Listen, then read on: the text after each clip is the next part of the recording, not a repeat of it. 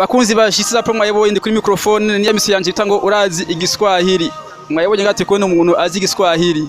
Sitazi igiswahili. Kuri zitanu ngamako yasiganye inota 25. Turabandanya kesyo gira kabiri kwikora mu gahogo. Gute mu giswahili? Kwikora mu gahogo yani kujisaidiza kwa yani kujipa nguvu ya kitu fulani chenye unahitaji kiwe kama gisu nataka.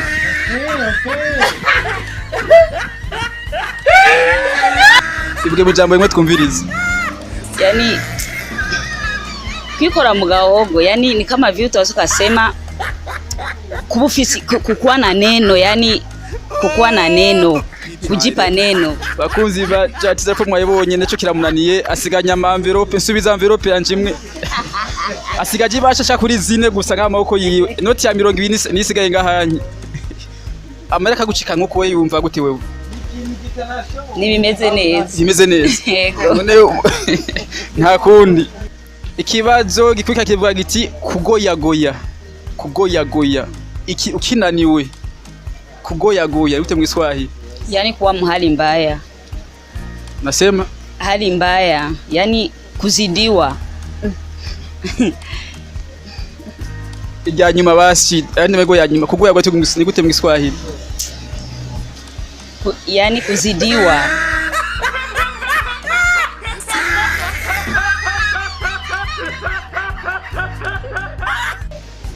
Bakunzi ba chatiza pamwe yeboye naco kiramunaniye subizi bahashimwe. Asigaje bashasha kuri zitatu kenzo mi asige ngamako yiwe. Senyimana basi ngo utaye basi na 5000 senga basi Mana fasha. Mana mufashe atore na kimwe basi. Turabandanije.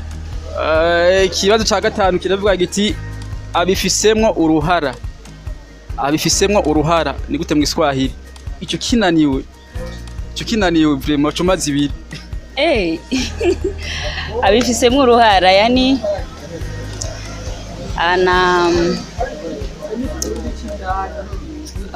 abifisemwo uruhara ana nafasi kwa jambo hilo.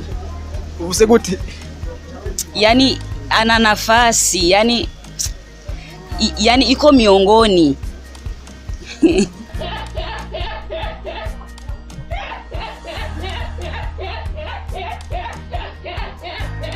Bakunzi ba chashira pa mwavyumvise naco kiramunaniye subiza nta kundi sigaje bahashimwe. Mana mufashe basi aje bita kubona amabasha yose akuvuye amaboko we uvyakira gute? Ndavyakira nabi.